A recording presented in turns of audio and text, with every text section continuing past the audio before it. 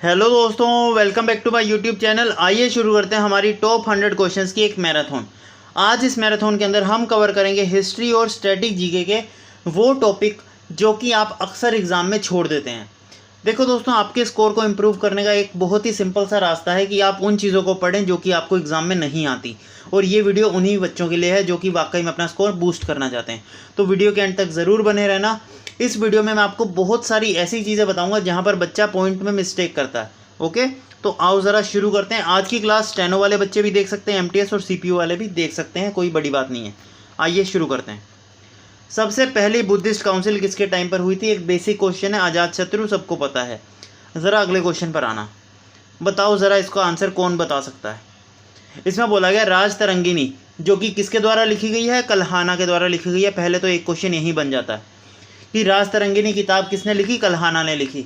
दूसरा जो आपके एग्ज़ाम में पूछा जाता है वो ये बनता है कि कल्हाना ने जो किताब लिखी राजतरंगिणी, ये किताब किसके बारे में बताती है? तो ये किताब बताती है हमें हिस्ट्री ऑफ कश्मीर के बारे में। ये क्वेश्चन इंपॉर्टेंट मार्क करो, ये क्वेश्चन आपके एग्ज़ाम में पूछा जाएगा। नेक्स्ट आते हैं। देखो दोस्तों, धन्वंतरी, कालिदास, वहमीर, ये तीनों के नाम आपने सुने होंगे। ये तीनों बताइए ज़रा। गुप्ता रूलर है एक, उसके कोर्ट में थे, तो वो कौन सा रूलर है जिसके कोर्ट में ये तीनों थे? अगर मैं आपसे सिंपल सा ये पूछ लूँ कि बताओ कालिदास किसके कोर्ट में था, या फिर वहमीर, ये दोनों नाम तो बहुत बार आपको एग्जाम में देखने को मिलते हैं। तो आंसर आ जाएगा चंद्रगुप्त सेकंड, ये याद रखिएगा। ओके, नेक्स्ट आते हैं। ये क्वेश्चन मिसप्रिंट था, आगे आते हैं फटाफट। आओ ज़रा देखो दोस्तों, गुप्ता डायनेस्टी की बात कर ही रहे हैं तो आपको कुछ चीज़ें पता होनी ज़रूरी है। ध्यान से एक एक बात सुनना। सबसे पहली बात तो गुप्ता डायनेस्टी के आते हैं फाउंडर की बात। सर फाउंडर आ जाएगा मेरे पास श्रीगुप्त, श्रीगुप्त, ठीक है। अब बात आती है सर सेकंड क्वेश्चन जो मेरा यहाँ से बनता है रियल फाउंडर का। सर रियल फाउंडर मेरे पास कौन आ जाएगा? ये आ जाएगा Chandragupta one, Chandragupta one, CH1 लिख रहा हूँ, ये रहा चंद्रगुप्त वन, ये आपका आ जाएगा रियल फाउंडर, ठीक है। उसके बाद आता है एक क्वेश्चन कि इसका लास्ट रूलर क्या है, लास्ट रूलर कौन सा है इसका? तो लास्ट रूलर आपका क्या आ जाएगा? विष्णुगुप्त, ठीक है, विष्णुगुप्त। ये क्वेश्चन तो आपके डायरेक्टली पूछे जाते हैं, ये तीनों आपको याद रखने। फाउंडर श्रीगुप्त, ठीक है, रियल फाउंडर चंद्रगुप्त वन। यहाँ पर बच्चे कंफ्यूज होते हैं, ध्यान से सुनिएगा कि सर फर्स्ट रूलर कौन सा है और लास्ट रूलर कौन सा है। यहाँ पर बच्चे कंफ्यूज होते हैं, ध्यान से सुनना मेरी बात, ये याद करना ज़रूरी है आपके लिए कि सर फाउंडर पूछेगा तो श्रीगुप्त आएगा, लास्ट रूलर पूछेगा तो विष्णुगुप्त आएगा। अब ज़रा आते हैं क्वेश्चन पर फटाफट से। आओ ज़रा, इसमें बोला गया है कि बताइए ज़रा कौन सा फाउंडर है गुप्ता डायनेस्टी का जिन्होंने महाराजा धीराज का टाइटल लिया? तो महाराजा धीराज का टाइटल लिया सर चंद्रगुप्त वन ने, ठीक है, चंद्रगुप्त वन ने। और ये क्वेश्चन डायरेक्टली पूछा जाता है आपके एग्जाम में, ठीक है, बड़ी बात नहीं है। आप गूगल करोगे ना तो वहाँ पर भी आपको प्रीवियस ईयर क्वेश्चंस में ये क्वेश्चन दिख जाएगा। आइए ज़रा देखो दोस्तों, गुप्ता डायनेस्टी का ही एक रूलर था कुमारगुप्त। इन्होंने एक यूनिवर्सिटी बनाई थी जिसका नाम क्या था? नंद यूनिवर्सिटी, नालंदा यूनिवर्सिटी, सॉरी क्या, नालंदा यूनिवर्सिटी, इसको याद रखिएगा, ठीक है। आइए ज़रा नेक्स्ट आते हैं। देखो अगर मैं आपसे पूछूं कि सबसे पुरानी रॉक कट केव कौन सी है इंडिया के अंदर, तो ये आ जाएगी आपकी बराबर केव्स, या जो मर्जी बोलो है ना, बराबर केव्स बोल सकते हो। ये सबसे ओल्डेस्ट रॉक कट केव है इंडिया के अंदर, ठीक है। अब इसकी लोकेशन इंपॉर्टेंट है, चलो मैं आपको हिंट देता हूँ। बताइए ज़रा ये बिहार के अंदर है? क्या गया, कहाँ लिख रहा हूँ मैं? आओ ज़रा बताइए ज़रा, ये बिहार के अंदर है, उत्तर प्रदेश में है, या फिर मध्य प्रदेश के अंदर है? इन तीनों में से क्या इसका आंसर है? आप मुझे कमेंट्स में बताइए फटाफट से। अब ज़रा आते हैं इस क्वेश्चन पर। इस क्वेश्चन में बोला है कि बताओ ज़रा ये जो ओल्डेस्ट केव है, रॉक कट केव, बराबर केव, ये केव किसके बारे में बताती है? तो ये बताती है सर मौर्यन एम्पायर के बारे में। ये आपका इंपॉर्टेंट क्वेश्चन है, ये आपसे पूछा जाने का चांसेस ज़्यादा है। ओके, आइए ज़रा नेक्स्ट। बताओ ज़रा इब्न बतूता किसके टाइम पर आया था? इसको मैंने एक ट्रिक से याद करवाया था। देखो आप बोलते कैसे हो? इब्न बतूता बोलते हो ना, नाम में बिन आता है ना, बिन बोल के देखो, एक बार साउंड करके देखो अपने आप, इब्न बतूता, बिन आता है ना। तो जिसके नाम में बिन आया उसके आंसर में भी बिन आएगा, मोहम्मद बिन तुगलक, इब्न मोहम्मद बिन, इब्न मोहम्मद बिन, सीधे याद रख लो। चलें आगे, आओ ज़रा फटाफट। देखो दोस्तों, इसको भी याद रखने की ट्रिक बताइए। ये क्वेश्चन का आंसर अगर आप मेरे से पढ़ते हो ना तो आप सीधे आंसर लगाओगे, सर ये आंसर आएगा ऑप्शन नंबर डी। अब कैसे? मैंने एक सेंटेंस याद करवाया था बच्चों को, देखो इधर मैंने सेंटेंस ऐसे बताया था कि कृष्ण देव राय ये विजयनगर एम्पायर के सबसे महान राजा हैं, सबको पता है। तो सबसे महान राजा है, तो इन्होंने क्या किया, आते ही डोमिनोज से पिज़्ज़ा मंगवाया। तो ये डोमिनोज जैसा नहीं दिख रहा, नाम दिख रहा है ना, तो ऐसे याद रखो कि ये डोमिनोज जैसा नाम है, क्योंकि ऑप्शन तो वहाँ पे मिलेंगे। तो डोमिनोज से क्या मंगवाया, पिज़्ज़ा मंगवाया किसने, कृष्णदेवराय ने, ऐसे याद रख लो बस, ठीक है। तो याद रहेगा, डोमिनोज से पिज़्ज़ा किसने मंगवाया, कृष्णदेवराय ने। असल में ये और ये दोनों ही एक फॉरेन ट्रैवलर्स हैं जो कि कृष्णदेवराय के टाइम पर आए थे, ये आपको पता होना चाहिए। ओके, सेकंड आते हैं, बताइए ज़रा अष्टप्रधान किसके कोर्ट में थे। देखो दोस्तों, हम सबको पता है अकबर के बारे में, सबको पता है, ये सबको पता होगा, अकबर के कोर्ट में 9 जेम्स होते हैं, 9 रत्न होते हैं, जिनको 9 जेम्स कहा जाता था। वैसे ही सेम जो मराठा पीरियड होता था, जो मराठा का टाइम होता था, उनमें अष्टप्रधान हुआ करते थे। उनमें कौन हुआ करते थे, अष्टप्रधान हुआ करते थे, यानी कि उनके कोर्ट में 8 लोग हुआ करते थे जिनको अष्टप्रधान बोला जाता था। क्लियर है। नेक्स्ट आते हैं, ये एक बहुत ही अच्छा क्वेश्चन है आपका मॉडर्न हिस्ट्री का, ध्यान से सुनिएगा कि भाई बॉम्बे प्रेसिडेंसी एसोसिएशन की फाउंडेशन कहाँ हुई। तो ये आएगी 1885 के अंदर करी गई। किस ईयर, 1885 में करी गई। अगर मैं आपको बात करूं तो बहुत बच्चे यहाँ पर गलत आंसर मार्क करते हैं कि बॉम्बे प्रेसिडेंसी जो है, अच्छा चलो एक चीज़ और बताओ, बाद में इसका आंसर बताऊंगा, पहले इतना याद रखो कि बॉम्बे प्रेसिडेंसी 1885 में हुई, ठीक है। अब एक क्वेश्चन और बनता है यहाँ पर कि सर 1885 ईयर एक और चीज़ के लिए इंपॉर्टेंट है, वो है इंडियन नेशनल कांग्रेस की फाउंडेशन के लिए। तो 1885 के अंदर इंडियन नेशनल कांग्रेस की भी इस्टेब्लिशमेंट हुई। अब क्योंकि यहाँ पर एक दो बड़ी एसोसिएशंस, एक है बॉम्बे प्रेसिडेंट्स एसोसिएशन और एक है इंडियन नेशनल कांग्रेस, दो इतनी बड़ी एसोसिएशन इस ईयर में फाउंड हुई हैं, तो आप मुझे बताइए इसमें वाइसरॉय कौन था इस टाइम पर, वाइसरॉय या गवर्नर जनरल जो भी था वो कौन था। तो याद रखिएगा डफरिन। कौन था, डफरिन। अब सर याद कैसे करें, तो याद करने का भी तरीका बताता हूँ, ध्यान से सुनो।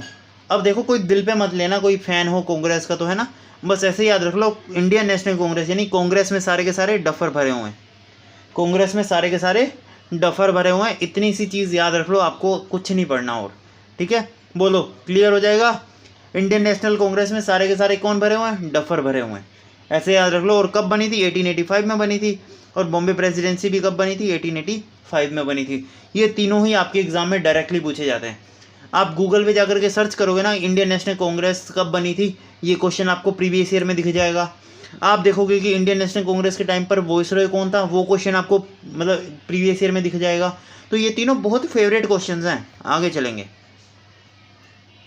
देखो दोस्तों, जर्मनी में एक प्लेस है ये करके, ये इसका नाम है, ठीक है, सुतगार्त करके नाम है कोई, ठीक है। इस प्लेस पर इंडिया का झंडा लहराया गया था, 3 कलर फ्लैग जो इंडिया का है वो लहराया गया था। और ये किया था काम सर पेरिस इंडियन सोसाइटी ने। किसने, पेरिस इंडियन सोसाइटी ने। अब सर जो पेरिस इंडियन सोसाइटी है इसकी इस्टेब्लिशमेंट करी किसने, तो ये आ जाएगा मैडम बीका कामा, मैडम बीका जी कामा। ये आपके लिए एक बहुत ही अच्छा और इम्पोर्टेंट नाम है। मैडम बीका जी कामा ने पेरिस इंडियन सोसाइटी की फाउंडेशन करी। बस इतना आपको याद रखना है, ये पूरा क्वेश्चन ना भी पढ़ो कोई दिक्कत नहीं है, बस ये आपको पता होना चाहिए। नेक्स्ट आते हैं, देखो दोस्तों, ये एक बहुत ही सिंपल सा क्वेश्चन है, लेकिन मैं चाहता हूँ कि आप इसका आंसर एक बार खुद कमेंट बॉक्स में करिए। देखो दोस्तों, इसमें बोला गया कि इंडिया की कैपिटल क्या थी दिल्ली से पहले, जब ब्रिटिश का रूल हुआ करता था इंडिया में, जब इंडिया में अंग्रेज़ों का रूल हुआ करता था, उस टाइम पर इंडिया की कैपिटल क्या थी दिल्ली से पहले। तो क्या आ जाएगा सर, आ जाएगा कलकत्ता। इसमें बच्चे गलत आंसर मार्क करते हैं, आंसर करते हैं मद्रास, लेकिन यही आंसर कलकत्ता सही है। बॉम्बे याद रखिएगा, देखो बॉम्बे के अंदर इंडिया का सबसे पहला हाई कोर्ट बनाया गया था, याद रखना। इंडिया का सबसे पहला हाई कोर्ट किस स्टेट में बनाया गया था, बॉम्बे के अंदर बनाया गया था, याद रखिएगा। ओके, चलिए नेक्स्ट, वेरीनाग फॉल्स, यहाँ से कौन सी नदी निकलती है, एक बहुत ही फिक्स टाइप का क्वेश्चन है एसएससी का खास करके। अब देखो मैंने याद कैसे करवाया, मैंने हर चीज़ ट्रिक से याद करवाई है बच्चों को, और बच्चों को मज़ा भी आता है। देखो दोस्त, वेरीनाग में नाग आ रहा है, हाँ सर आ रहा है। अब मुझे बताओ नाग का मतलब क्या होता है, तुम बोलोगे सर स्नेक यानी कि सांप, मैं बोलूँगा बिल्कुल ठीक है। सांप जब डसता है तो उसका दर्द सहन करना पड़ता है, सहन करना पड़ता है यानी झेलना पड़ता है, दर्द को झेलना पड़ता है, ठीक है। तो अब आप यही चीज़ दिमाग में रखो, अब मेरे को बताओ इसका आंसर क्या आएगा। अब जैसे ही आपने एग्जाम में देखा वेरीनाग, वेरीनाग, नाग का दर्द झेलना पड़ता है यानी झेलम, ये आपका आंसर हो गया, ख़त्म हो गया क्वेश्चन। बताओ था डिफ़िकल्ट, चलें आगे, आओ ज़रा। अब ये चीज़ें आप छोड़ देते हो। अब जैसे यहाँ पर आते हैं विष्णुप्रयाग। अब देखो ये कितना सिंपल सा क्वेश्चन है कि विष्णुप्रयाग से कौन सी नदी मिलती है, तो अलकनंदा और धौलीगंगा मिलती है। अब ऐसे सिर्फ 5 प्रयाग हैं अपने पास। कितने? सिर्फ 5 प्रयाग हैं। अब इन 5 प्रयाग के बारे में याद करना बड़ी बात है क्या? नहीं बड़ी बात है, जिसमें से 4 तो यहीं दे रखे हैं, एक और होता है वो मैं आपको बता दूंगा, है ना। तो बताओ ज़रा, अब ये चीज़ें आप छोड़ देते हो, ये कितना सिंपल सा टॉपिक है ना। तो अब अगर इन 5 को कर जाओगे आप, मेरी बात बताओ, तो क्या आपको कोई तकलीफ होगी? नहीं होगी। लेकिन अगर ये क्वेश्चन एग्जाम में आ गया तो आपको 2 नंबर देके जाएगा। तो आप समझते हो बात, इन छोटी छोटी टॉपिक्स को पढ़ना ज़रूरी है। तो इन 5 प्रयाग की मैं ना एक लिस्ट आपको दूंगा टेलीग्राम पर, तो उसको ज़रूर से ज्वाइन करना, ओके। तो टेलीग्राम पर, वहाँ पर मैं आपको इनको 5 प्रयाग की एक लिस्ट दूंगा, जैसे कि धौलीगंगा और ये विष्णु प्रयाग बनता है, ठीक है। नंदाकिनी और अलकनंदा नंद प्रयाग बनता है, ठीक है। तो ऐसे ही ना मैं लिस्ट दूंगा आपको, जिसमें 5 के 5 प्रयाग कवर कर दूंगा। बस वो लिस्ट एग्जाम में जाने से पहले एक बार देख लेना, है ना। आओ ज़रा नेक्स्ट आते हैं।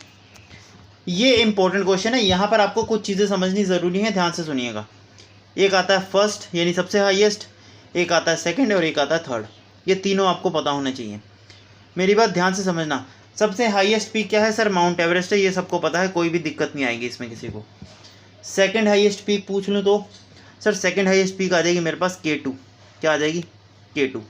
कोई दिक्कत है? नहीं है सर। अब आते हैं बात थर्ड हाईएस्ट पे। सर थर्ड हाईएस्ट मेरे पास आ जाएगी कंचनजंगा। क्या? कंचनजंगा, याद रखिएगा। अब सर ये तीनों क्यों बताइए मेरे को, ध्यान से सुनना। अगर मैं बात करता हूँ यहाँ पर इस क्वेश्चन में कि हाईएस्ट पीक ऑफ इंडिया, क्या इंडिया की हाईएस्ट पीक, तो क्या आंसर आ जाएगा? तो भी कंचनजंगा आंसर आएगा। तो अब मेरी बात एक चीज़ क्लियर करना अपने दिमाग में कि चाहे वो पूछ ले वर्ल्ड की हाईएस्ट पीक, मतलब वर्ल्ड की थर्ड हाईएस्ट पीक पूछ ले, चाहे वो इंडिया की हाईएस्ट पीक पूछ ले, आपका आंसर कंचनजंगा रहेगा। सबसे पहली बात तो ये, चाहे वो इंडिया की हाईएस्ट पीक पूछ ले, चाहे वो वर्ल्ड की थर्ड हाईएस्ट पूछ ले, कंफ्यूज नहीं होना सर, वो तो हाईएस्ट नहीं थर्ड हाईएस्ट पूछ रहा है ना। तो ये सिंपल सी चीज़ें हैं, याद होनी चाहिए, ओके। अब ज़रा दूसरी बात, सर यहाँ पर एक नाम लिखा हुआ बहुत ही प्यारा सा, गॉडविन ऑस्टिन, दिख रहा है ये नाम? हाँ सर दिख रहा है। ये गॉडविन ऑस्टिन है क्या सर? ये जो K2 है ना आपका, इसी K2 का दूसरा नाम है गॉडविन ऑस्टिन। गॉडविन ऑस्टिन इसी K2 के नाम को कहते हैं। तो क्लियर हुई बात? कोई भी दिक्कत, कोई भी परेशानी, किसी को कुछ भी हो दिक्कत नहीं? चलें आगे। तो बताइए ज़रा, हाईएस्ट पीक ऑफ इंडिया कौन है? कंचनजंगा। और वर्ल्ड थर्ड हाईएस्ट पीक कौन सी है? तो भी कंचनजंगा आ जाएगी, कोई भी दिक्कत किसी को नहीं है। आगे चलेंगे। नीलगिरी हिल सबने सुना है, सबको पता है इसका नाम, ठीक है। बताइए ज़रा, ये कहाँ पर नहीं होती, ये किस जगह पर एक्सटेंड नहीं करती है? डू नॉट एक्सटेंड इन, ये कहाँ पर एक्सटेंड नहीं करती? तो नीलगिरी हिल कहाँ पर एक्सटेंड नहीं करती? आप बताइए क्या होगा इसका आंसर। ये ना एक बेसिक क्वेश्चन है, ये मैं आपको होमवर्क देता हूँ, इसका आंसर आप मुझे कमेंट बॉक्स में ही करेंगे, ओके। नेक्स्ट आते हैं। देखो दोस्तों आगे चलते हैं। ये क्वेश्चन बहुत इंपॉर्टेंट है। कश्मीर, सबने सुना है कश्मीर वैली का नाम, ठीक है, सबने सुना है। मैंने आपसे ये नहीं पूछा, मैंने आपसे लोकेशन पूछी है कि बताइए ज़रा कश्मीर वैली जो है ये किन 2 पर्वतों के बीच में है? बताओ ज़रा, अगर ये क्वेश्चन आपके एग्ज़ाम में आता तो कितने बच्चे ऐसे हो जो अटेम्प्ट कर पाते? और कोई बहुत बड़ी बात नहीं है, सिर्फ कश्मीर के बारे में पढ़ना है इसमें हमने, और कुछ नहीं पढ़ना आगे। तो कश्मीर वैली याद रखिएगा, ग्रेटर हिमालय और लेसर हिमालय के बीच में आती है। इसके ग्रेटर हिमालय और लेसर हिमालय के बीच में आती है। अब सर एक और चीज़ याद रखनी ज़रूरी है, ज़रूरी नहीं है एग्जामिनर आपको लेसर हिमालय का नाम ही दे। लेसर हिमालय की जगह अगर एग्जामिनर लिखते पीर प्रांजल रेंज, क्या पीर प्रांजल, तो भी आपका आंसर यही आएगा। तो ग्रेटर हिमालय और पीर प्रांजल रेंज के बीच में आता है कश्मीर वैली। क्या?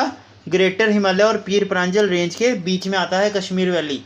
तो ज़रूरी नहीं है पीर प्रांजल रेंज दे या लेसर हिमालय दे, लेसर हिमालय की ही एक रेंज है पीर प्रांजल, ओके। इनके बीच में कश्मीर वैली आती है आपकी, याद रखिएगा। नेक्स्ट आते हैं। बताओ ज़रा कौन सी वैली लद्दाख में सिचुएटेड है? बताओ लद्दाख में कौन सी वैली सिचुएटेड है? अब ज़रा सर लद्दाख इंपॉर्टेंट क्यों है पहले तो ये जान लो। लद्दाख 2 कारणों की वजह से इंपॉर्टेंट है। सबसे पहला कारण तो यहाँ पर ये है कि वर्ल्ड का सबसे लार्जेस्ट एयर बेस इंडिया ने बनाया है लद्दाख के अंदर। वर्ल्ड का सबसे लार्जेस्ट एयरबेस समझते हो, जहाँ पर फाइटर प्लेन्स वगैरह खड़े होंगे, यहाँ पर फाइटर प्लेन वगैरह तैयार होते हैं, एक तरीके से ये समझ लो युद्ध के लिए, उनको बोलते हैं एयरबेस। तो लद्दाख के अंदर सबसे बड़ा, दुनिया का सबसे बड़ा एयरबेस लद्दाख के अंदर है सबसे पहले, तो इसलिए हाईलाइट हुआ। और ये एयरबेस भी 2023 में कंप्लीट हुआ है, इसी वजह से ये हाईलाइट है। अब दूसरा सर हाईलाइट क्यों है लद्दाख, पहले ये भी सुन लो। सर लद्दाख के अंदर पाया गया लिथियम, ठीक है, और लिथियम बनता है सर, लिथियम बनाना किस में काम आता है, लिथियम किसके लिए काम आता है सर, जो आपके इलेक्ट्रिक व्हीकल्स चलते हैं, इलेक्ट्रिक ई व्हीकल्स, ठीक है, ई स्कूटर्स या ई व्हीकल जो भी समझ लो आप, उनमें काम आता है, ठीक है। अब इंपॉर्टेंट चीज़ समझना, लिथियम जो माइन है ये सारी बेची गई अडानी को, किसको, अडानी, ठीक है। अब ये जो अडानी ग्रुप है ये वहाँ पर माइनिंग करके इसी लिथियम को बाहर निकालेंगे, ताकि इस लिथियम से वो क्या कर सकें सर, इस लिथियम का यूटिलाइज करके वो इलेक्ट्रॉनिक बैटरीज बना सकें। लेकिन जो लद्दाख के लोग हैं वो इस चीज़ को प्रोटेस्ट कर रहे हैं। इसका रीज़न ये है कि वहाँ पर जो नेचुरल ब्यूटी है, वहाँ पर जो ट्राइब्स रहती हैं, वो सारी इससे बहुत ही ज़्यादा इफ़ेक्ट होंगी, है ना। और लद्दाख भी एक पोल्यूटेड एरिया बन जाएगा, सिर्फ इसी वजह से वो वहाँ पर प्रोटेक्ट कर रहे हैं, ठीक है, प्रोटेस्ट कर रहे हैं एक तरीके से। तो इस वजह से ये आपके लिए हाईलाइट है, ओके। तो ये दो चीज़ों की वजह से लद्दाख हाईलाइट है। तो बताइए ज़रा लद्दाख की वैली कौन सी है। तो लद्दाख की वैली आ जाएगी सर आपकी मारका वैली। तो स्टैटिक के जितने भी आप क्वेश्चन नोट करना, कभी भी एग्जामिनर पूछता है, स्टैटिक के जितने भी जियोग्राफी से क्वेश्चन आपके एग्जाम में पूछे गए हैं वो सारे के सारे करंट अफेयर से रिलेट करते हैं हर बार, ये चीज़ आपको पता होनी चाहिए। और लद्दाख की जितनी न्यूज़ बताई ना मैंने, ये सारी 2023 की है। अब क्योंकि 2024 में भी पेपर हो रहे हैं लेकिन कोई भी क्वेश्चन अभी तक नहीं पूछा गया, तो इस बार चांसेस है कि पूछा जाएगा, ओके। चलो आओ चेनाब रिवर की बात करता हूँ, लेकिन यहाँ पर लद्दाख में कुछ और चीज़ें जान लो। देखो लद्दाख इंपॉर्टेंट है तो कुछ और चीज़ें बताता हूँ। लद्दाख के अंदर एक फेस्टिवल मनाया जाता है सर, हेमिस फेस्टिवल। क्या, हेमिस फेस्टिवल मनाया जाता है। सबसे पहले तो ये पता होना चाहिए सर, लद्दाख के अंदर एक बुद्धिस्ट ट्राइब रहती है। क्या, बुद्धिस्ट ट्राइब रहती है, उस ट्राइब का नाम भी हेमिस है, ये भी आपको पता होना चाहिए। तो लद्दाख के अंदर पूछ लेता है कि लद्दाख के अंदर कौन सी बुद्धिस्ट ट्राइब रहती है, तो हेमिस ट्राइब रहती है बुद्धिस्ट की, ओके।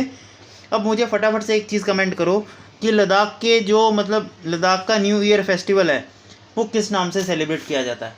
लद्दाख के न्यू ईयर को किस नाम से सेलिब्रेट करते हैं, ये आप मुझे कमेंट बॉक्स में बताइएगा। नेक्स्ट आते हैं। देखो दोस्तों, ये वाला प्रोजेक्ट अभी आप छोड़ दो, ये वाला क्वेश्चन रीज़न क्या है, मेरी बात रीज़न के साथ सुन लो। देखो इधर देखो, रिवर जैसे चेनाब रिवर हो गई, इंदस रिवर हो गई, झेलम हो गई, गंगा हो गई, ये 4-5 ऐसी रिवर्स हैं जिनके बारे में आपको डीप स्टडी की ज़रूरत है, जहाँ से आपके एग्जाम में क्वेश्चन बनता है। और डीप स्टडी का मतलब यह है कि इनकी ट्रिब्यूटरीज और इनके प्रोजेक्ट्स, ये दो चीज़ें आपको पढ़नी ज़रूरी हैं। तो इसका मैं एक अलग से लेक्चर लूँगा जिसमें रिवर्स में सारी कवर करवा दूंगा। तो अभी इस क्वेश्चन को हम स्किप कर देते हैं, ओके। अभी इस क्वेश्चन को स्किप कर देते हैं। आओ ज़रा देखो दोस्तों, यहाँ से अब आपके जितने भी क्वेश्चन शुरू हो रहे हैं, मेरी बात ध्यान से सुनना, यहाँ से आपके एग्जाम में जितने भी क्वेश्चन शुरू हो रहे हैं, ये ऐसी पर्सनैलिटीज़ हैं जिनके नाम ने आज तक आपने नाम तक नहीं सुना होगा, जिनके नाम आपने आज तक नहीं सुने होंगे और एग्ज़ाम में पूछे गए हैं। तो इन क्वेश्चन को कवर करेंगे, ध्यान से सुनना। सबसे पहला नाम आता है सिल्की माला चंद्रशेखर। सिल्की माला चंद्रशेखर, ये बहुत ही प्रसिद्ध कलाकार है। बताइए ज़रा ये किस इंस्ट्रूमेंट से रिलेट करती हैं, बताइए ज़रा। तो सिल्की माला चंद्रशेखर सर किस इंस्ट्रूमेंट से रिलेट करती हैं सर, ये रिलेट करती हैं आपकी किससे सर, फ्लूट से। ये बांसुरी बजाती हैं, फ्लूट वादक हैं, ओके। नेक्स्ट आते हैं, बताइए ज़रा पालघाट मनी अय्यर जो हैं ये किस इंस्ट्रूमेंट से एसोसिएटेड हैं। ये इंपॉर्टेंट क्वेश्चन रहेगा आपके स्टेनो के लिए। स्टेनो वाले बच्चे ध्यान से सुनिए, ये क्वेश्चन आपके लिए इंपॉर्टेंट है। पालघाट मनी अय्यर जो है ये मृदंगम से एसोसिएटेड है, ये नाम आप याद रखिएगा, मृदंगम से एसोसिएटेड है, ओके। चलिए आइए ज़रा नेक्स्ट, बताइए ज़रा कौन सा इनमें से सितार से रिलेटेड नहीं है। तो इसका मतलब ये नहीं कि आपको सारे सितार प्लेयर के नाम याद करने हैं, नहीं, आपको सिर्फ ऑप्शन में वो नाम ढूंढना है जो कि आपको पता है किसी और इंस्ट्रूमेंट से है। जैसे उस्ताद बिस्मिल्लाह खान, ये है सर शहनाई से, किससे, शहनाई। सर भूल जाते हैं, याद कैसे रखें, याद ऐसे रखो कि शादी में शहनाई बजाई तो कितना मिला सर, 20 मिला। क्या मिला, 20 रुपया मिला। शादी में शहनाई बजाई कितना मिला सर, 20 मिला। तो बिस्मिल्लाह खान शहनाई से हो जाएंगे। बोलो हो गया याद, आया मज़ा, कोई भी दिक्कत परेशानी हुई, चलें आगे। आओ ज़रा, ये भी हमने मतलब ट्रिक से याद किया हो, भीमसेन जोशी का नाम भी मैंने सारी स्टैटिक ना ट्रिक से याद करवाई हुई है, जिसमें म्यूज़िक इंस्ट्रूमेंट और फोक डांसेस वगैरह कवर किए हैं। जैसे अब इसकी बात करूं, देखो इधर इसकी ट्रिक मैंने क्या बताई थी। देखो मैंने ऐसे बताया था कि भीमसेन, ऐसे याद रखो, मैंने पता क्या बताया था, मैंने बताया था भीम जो है, भीम गंगूबाई के साथ, क्या, गंगूबाई के साथ, भीम गंगूबाई के साथ अब्दुल की दुकान पर किराना लेने गया, किराना लेने गया। ठीक है, ये मेरी ट्रिक थी, इतनी सिंपल सी। भीमसेन जोशी पूछ ले, गंगूबाई पूछ ले, चाहे आपसे पूछ ले अब्दुल गफूर खान, सॉरी अब्दुल, देखो दो नाम हैं जो आपके अब्दुल से शुरू होते हैं, वो दो नाम भी यहाँ पर कवर हो जाएंगे। तो ये 4 पर्सन जो हैं ये सारे के सारे किराना घराना से हैं। ठीक है, एक ऐसे याद करवाया था, और एक मैंने एक और ट्रिक बताई थी इसकी कि भाई भीम क्या है सर, भीम है बहुत ताकतवर, बलशाली का नाम है ना भीम, कहते हैं ना भीम ताकतवर होता है। और ताकत कैसे आएगी सर, खाना खाने से, और खाना कहाँ से खाओगे, किराना से, किराना से लेकर के खाना खाओगे। तो भीमसेन जोशी किराना घराना से एसोसिएटेड है, ऐसे याद रखा था। ठीक है, नेक्स्ट आते हैं पर्युषण पर्व जो है, पंजुषण बोलते हैं इसको असल में। पर्युषण पर्व जो है ये जैन कम्युनिटी मनाती है, याद रखिएगा। ओके, नेक्स्ट आते हैं। अच्छा, जैन की बात कर ही रहे हो तो मुझे बताओ ज़रा कितने तीर्थंकर होते हैं सर, 24 तीर्थंकर होते हैं। मेरा एक बहुत ही सिंपल सा क्वेश्चन है, बहुत ही सिंपल सा क्वेश्चन बताना कि जैन के अंदर जो 24वें तीर्थंकर है, जो 24th तीर्थंकर हैं, इनका नेम आप मुझे कमेंट बॉक्स में फटाफट से लिख दो बस। ठीक है, जो 24th तीर्थंकर है इनका नेम आप कमेंट बॉक्स में लिख दो। ओके, आओ ज़रा नेक्स्ट आते हैं। ये एक बहुत ही अच्छा और बहुत ही ज़्यादा डीप में क्वेश्चन है आपके एग्ज़ाम का कि महाराष्ट्र का कौन सा डांस है जो कि फिशरमैन कम्युनिटी द्वारा किया जाता है, जो कि फिशरमैन कम्युनिटी द्वारा किया जाता है। तो फिशरमैन कम्युनिटी द्वारा कौन सा डांस किया जाता है सर, ये किया जाता है आपका कोली डांस। कौन सा dance, Koli dance, Koli dance, याद रखिएगा। फिशरमैन कम्युनिटी कोली डांस करती है। ठीक है, मैं खुद जैन हूँ, बोलना नहीं चाहिए लेकिन मैं आपको बता देता हूँ। देखो इधर, मछली आप कैसे खाते हो सर, मछली खाते हैं हम कोली के अंदर, तो ऐसे याद रखो कोली डांस फिशरमैन कम्युनिटी करती है, ऐसे याद रख लो। ओके, चलो भाई आगे चलते हैं। बताइए ज़रा, कोडवा कम्युनिटी जो है कोर्ग वर्शिप करती है वेपन्स की, किस फेस्टिवल के नाम पर। देखो आपसे सिंपल सा ये पूछ रहा है कि कौन सा फेस्टिवल ऐसा है जो कि जो हथियार होते हैं, जो वेपन्स होते हैं, उनकी पूजा के लिए करा जाता है, उनकी पूजा के लिए मनाया जाता है। तो उनकी पूजा के लिए मनाते हैं काली पोच, काली पोत, काली पोत, ऐसे याद रख लीजिए, आगे चलेंगे। ठीक है, ये इंपॉर्टेंट क्वेश्चन रहेगा आपका, ध्यान से सुनिएगा। देखो, दिलवारा जैन टेम्पल का नाम आप सबने सुना है, और ये कहाँ पर है सर, ये है माउंट आबू के अंदर। कहाँ पर, माउंट आबू, ये सबको पता है, बिल्कुल सर पता है ये चीज़, और ये आपसे पूछा जाता है। अगर मैं आपको बोल दूं कि बताओ ज़रा इसको बनवाया किसने था, तो बस नाम याद रख लो, विमल शाह, विमल शाह ने बनवाया था दिलवारा जैन टेम्पल, बस इतना आप याद रख लो। ठीक है, चलिए आगे। लॉर्ड पद्म संभवा, ये जो है ये फाउंडर हैं किस के, ये इन्होंने कौन सा, मतलब इन्होंने कौन सा फेस्टिवल शुरू किया था, एक तरीके से इनकी बर्थ एनिवर्सरी कौन से फेस्टिवल के नाम से मनाई जाती है। तो सर जो हेमिस फेस्टिवल आप मनाते हो लद्दाख के अंदर, वो इन्हीं की बर्थ एनिवर्सरी पे मनाया जाता है। समझ आई बात। तो अभी हमने पीछे देखा था ना, लद्दाख के अंदर हेमिस फेस्टिवल मनाते हैं, उसका कारण क्या है सर, इन्हीं का बर्थ है, इन्हीं का बर्थडे है, लॉर्ड पद्म संभवा का बर्थडे है, मतलब बर्थ एनिवर्सरी है। ये बहुत ही इंपॉर्टेंट रेवोल्यूशनरी हैं आपके, ठीक है, बहुत ही इंपॉर्टेंट रेवोल्यूशनरी हैं, याद रखिएगा। एक और रेवोल्यूशनरी का नाम याद रख लो, ये तो लद्दाख के हो गए, ठीक है, एक और याद रख लो, वो आ जाएगा आपका लचित बोरफुकन। ठीक है, लचित बोरफुकन। ठीक है, लचित बोरफुकन जो है सर, ये किस स्टेट के रेवोल्यूशनरी हैं, तो ध्यान रखिएगा, ये है सर असम रेवोल्यूशनरी। किसके, ये असम रेवोल्यूशनरी हैं। अब सर ये इंपॉर्टेंट क्यों है, ज़रा ये सुन लो। इनकी जो बर्थडे आएगी ना, यानी कि लचित बोरफुकन की जो बर्थ एनिवर्सरी होती है, उस दिन नरेंद्र मोदी जी ने इसको क्या किया है, उस दिन नरेंद्र मोदी जी ने नेशनल हॉलीडे डिक्लेयर किया है। और ये न्यूज़ है सर 2024 की, इसी वजह से ये इम्पोर्टेंट है। क्लियर। नेक्स्ट आते हैं, बंद पैंथर, ये बहुत ही अच्छा, बहुत ही ज़्यादा अच्छा क्वेश्चन है, मतलब बहुत ही ज़्यादा अच्छा क्वेश्चन है, ये आपसे पूछा जाता है, ध्यान से सुनिएगा। बांध पैंथर जो डांस है ये जम्मू कश्मीर का डांस है, ये आप याद रखिए, जम्मू कश्मीर का एक फोक ड्रामा कह सकते हो, एक फोक ड्रामा है जम्मू कश्मीर का। ठीक है, कोई दिक्कत, ये आप याद ज़रूर रखिएगा, ये क्वेश्चन पूछा जाता है यार, ये आपको याद ज़रूर रखना पड़ेगा। ये क्वेश्चन अगर आपने पढ़ लिया ना, मैं लिटरली बताता हूँ, इस क्वेश्चन को याद रखना, ये क्वेश्चन अगर आपकी शिफ्ट में मिल गया ना तो आपको 3 नंबर देके जाएगा, पक्की बात है। ठीक है, क्योंकि इसमें और कुछ डीप में नहीं पूछता, आपको सिर्फ ये पूछता है कि जम्मू कश्मीर का डांस कौन सा है, तो बांध पैंथर डांस जम्मू कश्मीर का, ये याद रखिएगा, बहुत कम बच्चों को ये डांस पता है। नेक्स्ट आते हैं, dash dance is performed by Buddhist ठीक है, ऑफ हिमाचल प्रदेश। कुल मिला के ये याद करो कि हिमाचल प्रदेश के बुद्धिस्ट कम्युनिटी जो है ये कौन सा डांस परफॉर्म करती है। जैसे लद्दाख में हमने पढ़ा था कि बुद्धिस्ट कम्युनिटी हेमिस फेस्टिवल है ना, तो उसी तरीके से यहाँ पर हिमाचल प्रदेश में क्या होता है सर, तो सर हिमाचल प्रदेश में छम ये बुद्धिस्ट कम्युनिटी मनाती है हिमाचल प्रदेश की।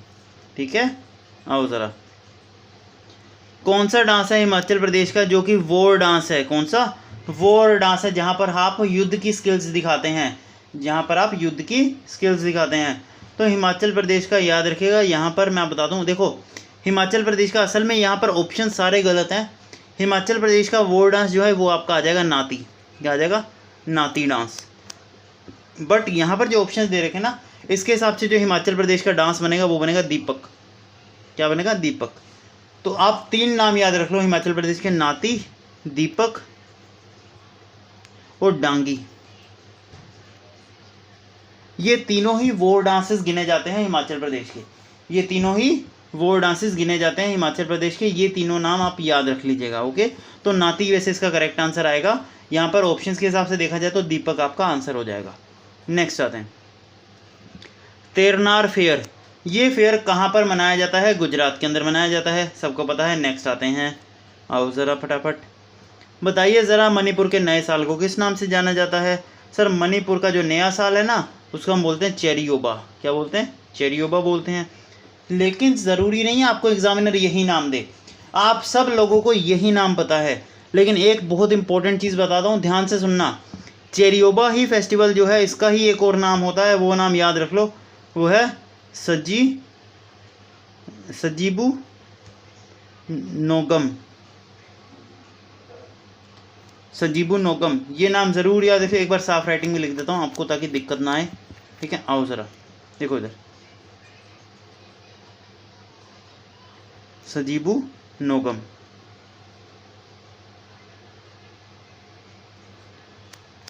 ये नाम आप ज़रूर याद रखिएगा। इसको भी चेरियोबा डांस का एक ये नाम भी होता है। ओके, नेक्स्ट आते हैं तुस्को समाई। ये भी अगर आप मुझसे पढ़ते हो तो ये क्वेश्चन का आप आंसर देखते ही मार्क कर सकते हो।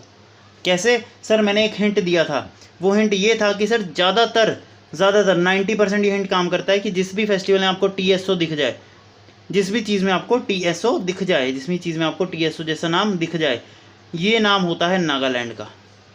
ये चीज़ नागालैंड से रिलेट करती है। अगर TSO का ज़्यादातर डांस देखोगे सीधे आपका आंसर नागालैंड आ जाएगा, कुछ भी नहीं करना। ठीक है, तो मेरा अगर पढ़ा हुआ बच्चा होता तो वो सिर्फ यही देखता सर TSO से शुरू है या फिर इसके नाम में अगर TSO आ रहा है तो बस सर ये नागालैंड का आंसर आ जाएगा, बस ख़त्म, कोई दिक्कत। अब बच्चे बोलेंगे कि सर आपने ट्रिक कहाँ बताई, हमें बताओ। तो देखो भाई, मैं हर वीडियो के अंदर आपको ट्रिक्स देता हूँ, बट डिपेंड करता है आप वीडियो कितनी देर तक देखते हो। इस बार भी जो बच्चे वीडियो एंड तक देखेंगे वो ये फ़ायदा ले जाएंगे, जो नहीं देख पाएंगे उनका नुकसान है ना। चलिए आगे चलते हैं, क्योंकि ये चीज़ें मैं PDF में थोड़ी दूंगा आपको, ट्रिक्स वगैरह। ये तो आप अगर मेरे साथ पढ़ रहे हैं तो आपको पता लग जाएगा, है ना। आइए ज़रा देखो दोस्तों, अभी हमने पढ़ा कि पनिहारियर मांद, ये फेमस म्यूज़िक किसका है। जैसे बांध पैंथर पढ़ा था ना, उसी तरीके से ये भी एक बहुत ही फेमस डांस है, किसका, राजस्थान का। ये भी राजस्थान का एक बहुत ही प्रसिद्ध नृत्य है, याद रखिएगा। अब यहाँ से जो आपके लिए इंपॉर्टेंट एग्जाम के लिए ना, वो ये नहीं है, ये क्वेश्चन आप छोड़ सकते हो, कोई इंपॉर्टेंट नहीं है ये। लेकिन जो इंपॉर्टेंट क्या है, जो चीज़ मैं बताने जा रहा हूँ, राजस्थान का एक डांस आपने सबने सुना होगा, कालबेलिया। सुना है, बोलो हाँ, बिल्कुल से सुना है। बताओ ज़रा, इसको यूनेस्को में शामिल किया गया किस ईयर किया गया, इसको यूनेस्को में किस ईयर शामिल किया गया, ये ज़रा बताना। सर ये तो नहीं पता, तो याद रख लो 2010 के अंदर। 2010 के अंदर मैंने याद कैसे करवाया बच्चों को, ऐसे याद करवाया कि भाई कोई बंदा काला है, कोई क्या है, काला है। कितना काला है यार, 10 में से 10 नंबर दे दे इसको यार, काला इतना काला है कि 10 में से 10 नंबर ले जाएगा। अगर काले होने का कंपटीशन होता तो 10 में से 10 नंबर ले जाता। तो 2010 के अंदर कालबेलिया डांस आ गया। ठीक है, 2010 में कालबेलिया डांस आ गया। ठीक है, ऐसे याद रखा हुआ मैंने। बाकी अपनी अपनी ट्रिक्स बना सकते हो, कोई बड़ी बात नहीं है। आगे चलेंगे, सबसे पहला रैमसन मैग्सेसे अवार्ड किसे मिला है, सबसे पहला रैमसन मैग्सेसे अवार्ड किसे मिला है, ये मिला है सर MS शुभलक्ष्मी। अब यहाँ पर कुछ चीज़ें आपको बतानी ज़रूरी हैं, मेरी बात ध्यान से सुनिएगा। रैमसन मैग्सेसे अवार्ड तो MS शुभलक्ष्मी मिला है, ये हमने देख लिया।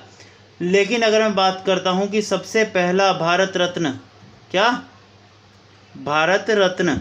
अब यहाँ से दो चीज़ें कंफ्यूज होता है बच्चा, ध्यान से सुनना।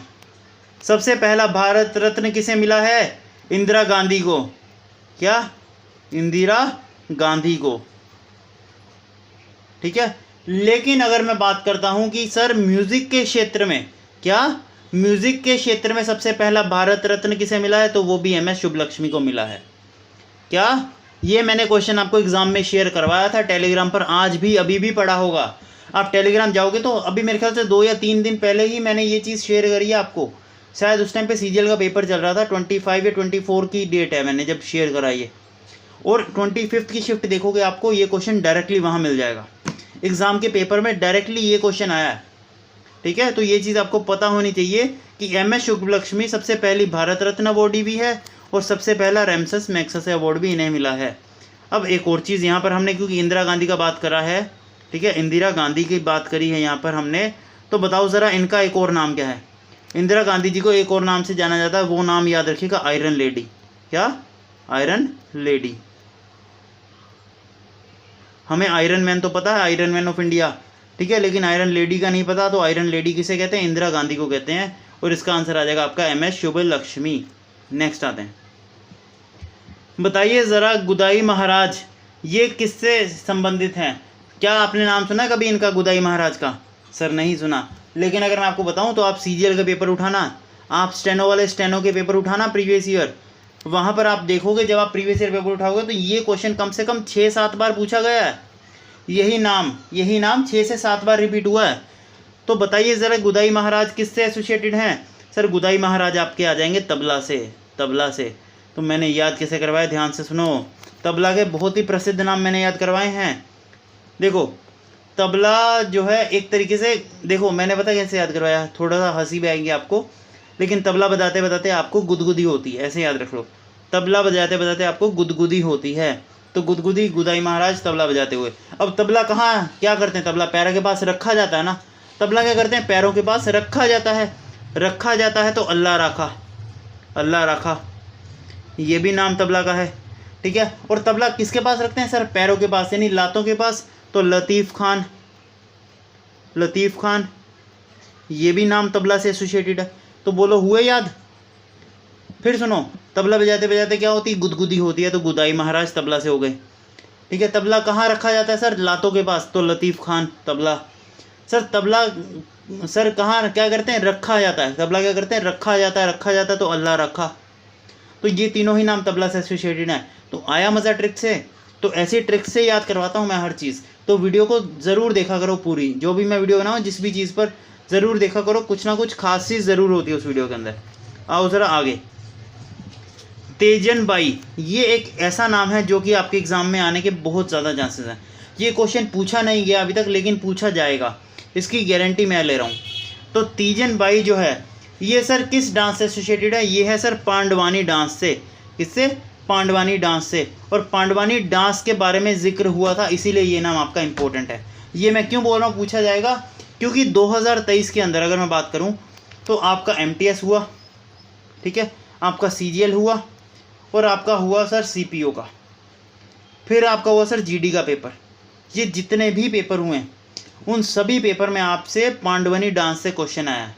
आपसे डायरेक्टली पूछा गया था कि कौन सा डांस है जो कि महाभारत से एसोसिएटेड है, तो पांडवानी डांस आपका आंसर था उस क्वेश्चन के अंदर। और ये क्वेश्चन हर पेपर में आया इनमें।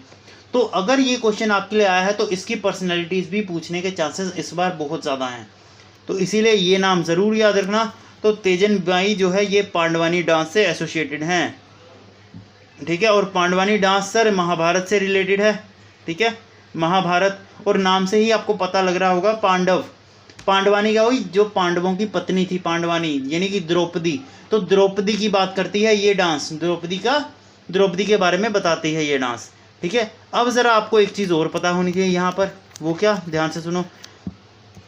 अगर मैं आपसे पूछ लूँ कि पांडवानी डांस जो है ये किस स्टेट में मनाया जाता है, तो छत्तीसगढ़। क्या लिख रहा हूँ मैं? छत्तीसगढ़। ओके, तो ये डांस कौन सी स्टेट मनाती है? छत्तीसगढ़ मनाती है, याद रखेंगे। और ये डांस महाभारत से एसोसिएटेड है, याद रखिएगा, महाभारत। ठीक है, ये भी याद रखना, आगे जाएंगे। गुण बेचा भाई, गुण बेचा भाई या फिर ब्रदर कर लो, यहाँ पर भाई नहीं पूछा जाता, यहाँ पर आता है ब्रदर। ये टाइपिंग में मैंने भाई लिख दिया गलती से, बट कोई बात नहीं, चलो आओ। गुंदेचा ब्रदर जो है ये जयपुर से बिलोंग करते हैं। ये किस घराना से हैं, ये किस घराना से हैं, तो ये आ जाएगा दगर घराना। क्या आ जाएगा, दगर घराना। ये भी मैंने ट्रिक से याद कराया हो बच्चों को। अब से ट्रिक क्या है सुननी है, आओ देखो इधर। देखो दोस्तों, इसमें ये सिर्फ बॉयज समझ पाएंगे, गर्ल्स समझ पाए नहीं पाए पता नहीं, लेकिन बॉयज समझ पाएंगे इस चीज़ को। देखो इधर, जब भी घर में दो भाई अकेले होते हैं तो उस टाइम पर क्या होती है, घर में जब भी भाई अकेले होते हैं क्या होती है, घर में दंगल। दंगल यानी दागर, दंगल दागर एक जैसा साउंड करता है ना, तो वर्ड प्ले से हमने याद किया था। दो भाई एक साथ हों घर में अकेले तो क्या होगा सर, दागर यानी दंगल होगी, एक दंगल होगी। ओके, चलिए आगे। मकर संक्रांति का जो त्यौहार है ये किस महीने में आता है सर, जनवरी में आता है। ये बच्चों को पता है, लेकिन हिंदू कैलेंडर के हिसाब से किस मंथ में आता है, कमेंट में करिए। हिंदू कैलेंडर के हिसाब से किस मंथ में मनाया जाता है मकर संक्रांति, कमेंट बॉक्स में आंसर करिए। और नहीं पता तो मैं आपको बताता हूँ, मैं आपको आज एक लिंक शेयर करूँगा टेलीग्राम पर, उस वीडियो को ज़रूर देखना एंड तक। ओके, सारा कुछ कवर हो जाएगा। आओ ज़रा नेक्स्ट आते हैं। प्रियम मोहांती, देखो आपको मैं सही बताऊं तो इसका पूरा नाम याद रखने की ज़रूरत नहीं है, बस आपको ये सरनेम याद रखना ज़रूरी है, मोहांटी। मोहांटी, क्योंकि इन दो के अलावा और कोई नाम नहीं है मोहांटी से शुरू होने वाला म्यूज़िक इंडस्ट्री के अंदर, यहाँ पर क्लासिकल डांस में एक तरीके से, ठीक है, जहाँ से आपके एग्जाम में क्वेश्चन बनता है। तो मोहाटी जो है आप सीधे याद रख लो, मोहाटी कहाँ का है सर, ये ओडिसी से एसोसिएटेड है। बस मोहाटी कहाँ से एसोसिएटेड है, ओडिसी से एसोसिएटेड है। ठीक है, याद कैसे करें, ट्रिक, बिल्कुल ट्रिक है। देखो ओडिसी में ओडी का साउंड आ रहा है, ओडी, ओडी कार की बात कर रहा हूँ, कार देखी ना सबने, ओडी कार है ना। जैसे ही लड़कियाँ ओडी कार देखती हैं वो क्या हो जाती हैं, मोहन हो जाती, मोहन यानी मोहाती, मोहन हो जाती है यानी मोहाती हो जाती हैं। कैसे, ओडिसी कार देख के लड़कियां क्या हो जाती, मोहाती हो जाती, मोहन हो जाती हैं। ठीक है, अब लड़कियां ये मत बोलना कि सर ये तो गलत बात है, आप लड़की को बदनाम करो, ये है वो है, भाई ट्रिक है, याद रख लो, क्या हो गया, है ना। चलें आगे। अब आते हैं यहाँ से जो आपके क्वेश्चन शुरू होंगे, ये थोड़े से अलग क्वेश्चन हैं, और ये वो क्वेश्चन हैं जो कि आपके एग्जाम में रिपीट होंगे, 100% होंगे। और ये क्वेश्चन ऐसे क्वेश्चन हैं जो हर बार रिपीट ही होते हैं, नया क्वेश्चन नहीं बनता इनमें से कभी भी। ओके, चलो आओ। सबसे पहला मेरा क्वेश्चन आपसे जो बनता है वो ये बनता है, ये सही तो लिखा है मोहाती, बिल्कुल बिल्कुल ठीक है। चलें आगे। ये जो क्वेश्चन मेरा बनता है ये बनता है, बताइए ज़रा सबसे लार्जेस्ट कंटेनर पोर्ट इंडिया का कौन सा है, सबसे लार्जेस्ट कंटेनर पोर्ट इंडिया का कौन सा है। सर इंडिया का सबसे लार्जेस्ट कंटेनर पोर्ट कौन सा है, वो है जवाहरलाल नेहरू पोर्ट, जवाहरलाल नेहरू पोर्ट। ये आपके लिए इंपॉर्टेंट नहीं है, आपके लिए इंपॉर्टेंट है इसकी लोकेशन, कि जवाहरलाल नेहरू पोर्ट जो है इसकी लोकेशन क्या है। ये आप सीपीओ एमटीएस और स्टेनो वाले हैं ना, तो उनके लिए लोकेशन इंपॉर्टेंट होती है, लोकेशन ध्यान रखना। जवाहरलाल नेहरू पोर्ट आपका मुंबई में है, कहाँ पर, मुंबई के अंदर है। ओके, नेक्स्ट आएंगे। बताइए ज़रा वेटिंगन आइलैंड ये किस पोर्ट पर स्टेट है, ये किस पोर्ट का, मतलब किस पोर्ट पर ये एसोसिएटेड है, तो ये आ जाएगा आपका कोची पोर्ट पर, कोची पोर्ट पर। आइए ज़रा आगे। ठीक है, अब इनमें एक्सप्लेन करने जैसा कुछ है नहीं, इसलिए मैं डायरेक्टली आगे चल रहा हूँ। आगे आते हैं, मार्शल डांस। देखो मार्शल डांस हो गया या फिर वॉर डांस हो गया, बात एक ही है एक तरीके से, ठीक है, बार एक ही होती बात। ठीक है, अब ओडिशा का वॉर डांस क्या है सर, ओडिशा का वॉर डांस क्या है, ओडिशा का वॉर डांस आ जाएगा आपका, देखो इसमें भी ऑप्शन आपके मिस्टेक हैं थोड़ी सी। देखो ये क्वेश्चन आपका प्रीवियस ईयर क्वेश्चन है, ऑप्शन में मिस्टेक है। असल में ओडिशा का जो मार्शल डांस है उसका नाम है पाइका डांस। क्या, पाइका। ये ओडिशा का वॉर डांस या फिर मार्शल डांस जो आपका आंसर होना चाहिए, बट ऑप्शन के हिसाब से देखा जाए तो ओडिशा का एक ही डांस है, वो है दालखाई डांस, ये आपका आंसर हो जाएगा। ठीक है, चाहे दालखाई डांस की बात करो चाहे आप बात करो नुआखाई, ठीक है, ये दोनों ही डांस ओडिशा के आपके आंसर हो जाएंगे। ओके, मेनली आपका इसका आंसर वैसे करेक्ट आंसर पाइका डांस होना चाहिए। ओके, नेक्स्ट आते हैं। थर्ड मैन जो टर्म है ये किससे एसोसिएटेड है, चलिए हर बच्चा कमेंट बॉक्स में करेगा इसका आंसर। थर्ड मैन किससे एसोसिएटेड है, तो बहुत बच्चे इसमें आंसर करेंगे सर क्रिकेट आंसर आएगा। बोलो आप भी करते क्रिकेट आंसर, करते कि नहीं करते सर, करते। लेकिन अगर मैं यहाँ से ऑप्शन हटा दूँ, क्रिकेट है ही नहीं, अब बताओ इन तीनों में से कौन सा आंसर आएगा। सर ये तो गलत बात है, गलत नहीं है, बताओ ज़रा अब कौन सा आंसर आएगा। सर अब हमारा आंसर आ जाएगा फुटबॉल। कौन सा आ जाएगा? फुटबॉल। तो ये चीज़ ज़रूर याद रखना, क्रिकेट और फुटबॉल दोनों में ही थर्ड मैन का यूज़ होता है। क्रिकेट और फुटबॉल दोनों में ही थर्ड मैन का यूज़ होता है। बोलो अब याद रहेगी? ठीक है सर। अब मुझे एक बात और बता दो फटाफट से। तो इसका आंसर आप चाहे फुटबॉल करो चाहे क्रिकेट करो, दोनों ही आपके आंसर हो जाएंगे। अब एक बहुत ही प्यारी टर्म मैं लिख रहा हूँ यहाँ पर, याद रखना, चाइना मैन। क्या? China man. ये टर्म किस स्पोर्ट से एसोसिएटेड है ये बताओ। ऑप्शन यही सारे हैं, बताओ ज़रा ये टर्म कौन सी स्पोर्ट से एसोसिएटेड है, इन चारों में से कौन सा आंसर आएगा। ये क्वेश्चन आपका ना 2019 के अंदर जब मैंने पहली बार पढ़ाना शुरू किया था उस टाइम पर बच्चों को करवाया था और उसी टाइम पर ये फंस गया था क्वेश्चन, पता है। तो 2019 में ये क्वेश्चन बहुत फेमस रहा है एग्जाम में और वापस रिपीट होगा, देखना इस बार, क्योंकि क्रिकेट वर्ल्ड कप जीता ना इंडिया, तो काफ़ी बार हाईलाइट रहेगा क्रिकेट। तो चाइना मैन जो है ये एसोसिएटेड है क्रिकेट से, ये याद रखिएगा। ओके, किससे? क्रिकेट से, याद रखिएगा। क्लियर? आगे आते हैं। हेडर जो डांस है ये डांस किस स्पोर्ट से एसोसिएटेड है? सर हेडर क्या होता है? जब आप सर से किसी बॉल को हिट करते हो उसको बोलते हैं हेडर, और सर फुटबॉल में होता है ये। फुटबॉल में आप हाथ नहीं लगा सकते, तो जब आप सर से बॉल को मारते हैं ना उसको बोलते हैं हेडर, ये आप याद रखिएगा। नेक्स्ट आते हैं। बताइए ज़रा, ये आपके लिए इंपॉर्टेंट है, सितार, फादर ऑफ सितार किसे कहा जाता है? सर फादर ऑफ सितार किसे कहा जाता है? फादर ऑफ सितार कहा जाता है सर अमीर खुसरो को। अमीर खुसरो को, ये आपको पता होना चाहिए। अब सर यहाँ पर एक और चीज़ इंपॉर्टेंट बताऊँ आपको। अमीर खुसरो जो है, सर अमीर खुसरो जो है ये सर फादर ऑफ गज़ल भी कहा जाता है इंडिया के। Father of ghazal in India, ये भी अमीर खुसरो आ जाएगा। फादर ऑफ सितार, ये भी अमीर खुसरो आ जाएगा, आपका याद रखिएगा। नेक्स्ट आते हैं, a nation to protect. A nation to protect, ये किताब किसके द्वारा लिखी गई है? ये किताब किसके द्वारा लिखी गई है? इंपॉर्टेंट किताब है। किताब सर ये लिखी गई है प्रीतम गांधी मोदी, और ये किताब रिलीज़ हुई है सर 2022 के अंदर, ठीक है। और इसके रिलीज़ किया था सर नरेंद्र मोदी ने, पीएम मोदी ने, पीएम मोदी जी द्वारा ही रिलीज़ करी गई है। आइए ज़रा आगे बताइए ज़रा, मार्शल डांस ऑफ ओडिशा अभी हमने देख ही लिया था सर, असल में डांस क्या है? पाइका डांस है। ये देख लो, आपको मैं अब एक चीज़ रियलाइज़ करवाता हूँ, ध्यान से सुनना मेरी बात। हट जा भाई मेरे, ये आओ देखो इधर। यहाँ पर ये जो मैंने क्वेश्चन लिखा था ना, ये क्वेश्चन आपका आया था CGL के अंदर, ध्यान से सुनना। ये क्वेश्चन आपका आया था CGL 2021 के अंदर, ठीक है।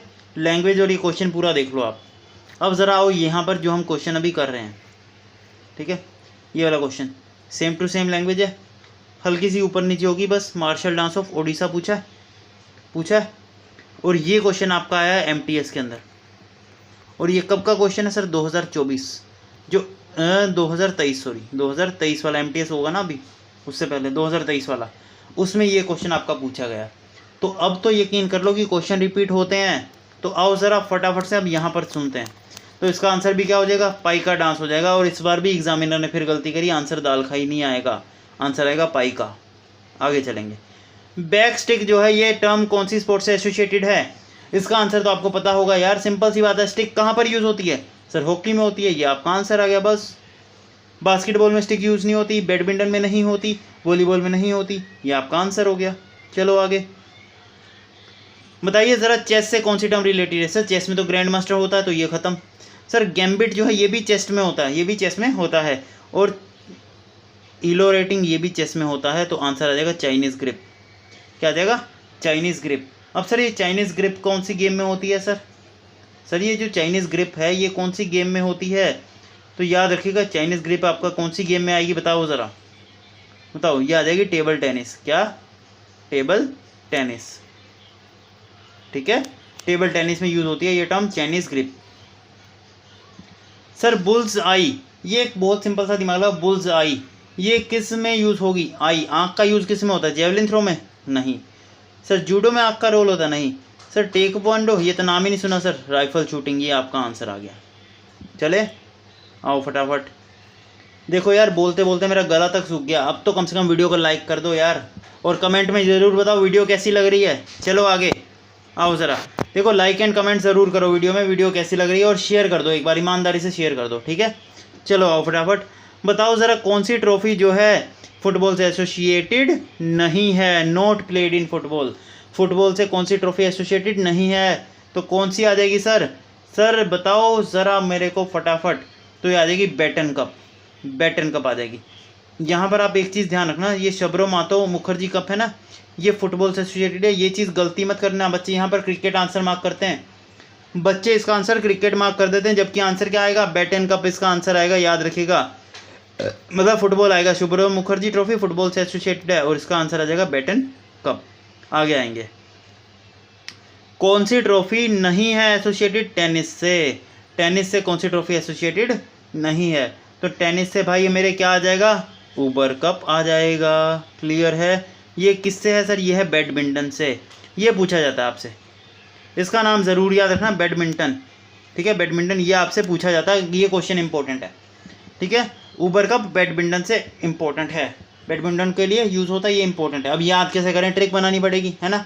आओ ज़रा सोचो, मेरी बात ध्यान से सुनना। आपने उबर करी, आपने उबर बुक करी, ठीक है, कैश ऑन डिलीवरी मतलब पे कैश में करना, ये चीज़ करी, उबर बुलाई और वहाँ पर खुद गए ही नहीं, तो ये तो बुरी बात है ना। उबर बुला करके उसमें खुद ना जाना तो कितनी बात है? बुरी बात है, यानी बैड थिंग है। तो उबर कप बैडमिंटन से एसोसिएटेड हो जाएगा, ऐसे ही याद रखो। उबर कप, उबर बुलाई लेकिन उसमें गए ही नहीं, हमने अपनी कार कर ली, है ना, हम अपनी कार में चले गए और मस्ती लेने के लिए हमने उबर बुला ली, ये तो बड़ी बुरी बात है, यानी बैड थिंग, यानी बैडमिंटन। ओके, और ये जो ट्रिक अभी आपको फालतू लगेंगी ना थोड़ी थोड़ी, लेकिन जब आप एग्ज़ाम में या मॉक टेस्ट लगाओगे ना, जब ये क्वेश्चंस देखोगे तब आपको लगेगा वाकई सर मज़ा आ गया। तब आप ढूंढोगे ये चैनल तो भी नहीं मिलेगा, क्योंकि ये चीज़ें हमारी पेड क्लास की हैं। ये वीडियोस भी मैं आपको, ये वीडियो जो है ये सिर्फ MTS एग्ज़ाम तक रखूँगा, MTS के बाद ये वीडियो सारी अपने आप हट जाएंगी, डिलीट कर दूंगा मैं। ओके, चलो।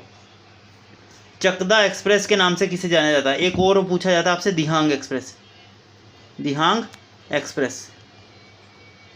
ठीक है, ये चकदा एक्सप्रेस और दिहांग एक्सप्रेस दो पूछा जाता है। सर चकदा एक्सप्रेस का नाम है जुलान गोस्वामी, जुलान गोवार्नी, ये है सर इनका नाम। ये तो आपको पता होगा, नहीं होगा नहीं पता, ये इंपॉर्टेंट भी नहीं है, कोई दिक्कत नहीं है। दिहांग एक्सप्रेस इंपॉर्टेंट है। ये बोलते हैं सर हिमा दास को, हिमा दास, ये ज़रूर याद रखना। दिहांग एक्सप्रेस सर हिमा दास को बोलते हैं। और हिमा दास क्यों इंपॉर्टेंट है, इसके लिए मैंने आपको एक स्क्रीनशॉट टेलीग्राम पर दिया था, वो ज़रूर से देखना, आपको सब कुछ समझ में आ जाएगा क्यों सर हिमा दास इंपॉर्टेंट होता है एग्जाम पॉइंट ऑफ व्यू से। ओके, नेक्स्ट क्वेश्चन पर आते हैं फटाफट से। बताइए ज़रा, बेसबॉल के अंदर कितने प्लेयर्स होते हैं? सर बेसबॉल में होते हैं 9 प्लेयर्स। कितने होते हैं? 9 प्लेयर्स होते हैं। अगर इसी तरीके से बात करता हूँ, मेरी बात सुनो, चेस जो है, ठीक है, चेस के अंदर कितने खाने होते हैं, कितने बॉक्सेस होते हैं? चेस के अंदर कितने बॉक्सेस होते हैं, ये पूछा गया है MTS के अंदर। ये इस बार MTS में पूछा गया था 2023 में, तो रिपीट हो सकता है। बताओ ज़रा, चेस में कितने बॉक्सेस होते हैं? तो चेस में सर टोटल 64 बॉक्सेस होते हैं, 64 बॉक्सेस होते हैं। ठीक है, अगर मैं चेस की बात करूँ तो मेरी बात ध्यान से सुनना, अगर मैं बात करता हूँ चेस की, ध्यान से सुनना कि चेस के अंदर, ये इंपॉर्टेंट चीज़ें बता रहा हूँ, ध्यान से सुनो। चेस के अंदर पॉन्स कितने होते हैं? सबसे पहले तो ये पता होनी चाहिए, पॉन्स। अरे भाई कुछ और मत सुन लो, गलत सुन रहे हो तुम मेरी बात, ठीक है, मैं पॉन बोल रहा हूँ, पॉन, ठीक है। तो पॉन्स जो होते हैं ये कितने होते हैं? सर चेस के अंदर जो पॉन होते हैं ये सर कितने होते हैं? सर पॉन का मतलब होता है प्यादा। क्या होता है? प्यादा, प्यादा। ये कितने प्यादे होते हैं चेस में? सर 8 सामने वाले के पास होते हैं, 8 ही दूसरे के पास होते हैं, यानी कि टोटल 16 प्यादे होते हैं। ये आपको पता होना चाहिए, ठीक है। चलो आओ, पता नहीं क्या गलत सुनते रहते हो, चलो आओ आगे। Playing in my way, playing it my way, ये जो किताब है, ये किताब किस, ये ऑटोबायोग्राफी किसकी है? सर ये ऑटोबायोग्राफी है सचिन तेंदुलकर की, ठीक है, सचिन तेंदुलकर की। सर कपिल देव जी की ऑटोबायोग्राफी का नाम क्या है? Straight from heart. क्या? स्ट्रेट फ्रॉम हार्ट, ये हार्ट, दिल, दिल, ओके, स्ट्रेट फ्रॉम हार्ट। चलो आगे देखो, ये जो चीज़ है ना, ये सिंबल, यही सिंबल ना आपको यूट्यूब पर भी दिखेगा, तो वीडियो को लाइक कर दो यार, है ना, वीडियो को लाइक कर देना ऐसे करके, ठीक है। चलो आओ, अ नेशन टू प्रोटेक्ट मैंने बताई थी पहले भी आपको, ये किताब किसकी है? सर प्रीतम गांधी मोदी की किताब है, ठीक है।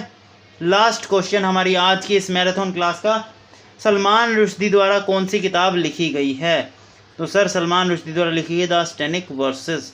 मैंने आज ही इसी वीडियो के पहले आपको सलमान रुश्दी की इंपॉर्टेंट किताबें शेयर करी हैं, आप टेलीग्राम ज्वाइन कर लो। देखो, और जिस बच्चे को इसकी PDF चाहिए ना, वो बच्चा टेलीग्राम ज्वाइन कर ले, वहाँ पर आपको इसकी PDF मिल जाएगी। बट मैं आपको PDF में ना सॉल्यूशंस नहीं दूंगा। मैं एक रिक्वेस्ट करूँगा आपसे, ठीक है। रिक्वेस्ट ये है कि मेरी बात ध्यान से सुनो। एक बार आपने ये वीडियो कंप्लीट देख ली ना, अब एक बार ईमानदारी से एक बार इस वीडियो को वापस से स्टार्ट करो और इस वीडियो को पूरा देखो और देखो कितने क्वेश्चन आप खुद कर पाते हो।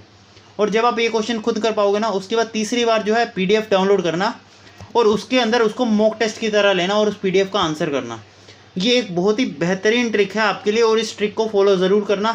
क्या एक बार पहले आपने ये वीडियो कंप्लीट देख ली, दूसरी बार आप इस वीडियो को फिर से देखो, अब अभी देख लो, थोड़ी देर बाद देख लो, कोई फ़र्क नहीं पड़ता। अब आंसर करने की कोशिश करो खुद से वीडियो को पॉज करके। और तीसरी बार आप क्या करना, जो मॉक टेस्ट दिया है, मतलब जो एक तरीके से PDF दूंगा टेलीग्राम पर, उसको डाउनलोड करना और उसका आंसर लिखते जाना कॉपी में कि फर्स्ट वाले का A होगा, सेकंड वाले का B होगा, थर्ड क्वेश्चन का ये होगा, और अपनी आंसर मैच करना वीडियो के बाद कि कितने आंसर आपके सही होते हैं। ये एक बहुत ही बेहतर तरीका होता है आपकी रिवीजन करने का, और मेरी क्लास देखने का आपको फ़ायदा नहीं होगा अगर आप इस तरीके से फॉलो नहीं करते हो। Okay, thank you, tata, bye bye. और जाने से पहले चैनल को सब्सक्राइब ज़रूर कर दो। ओके।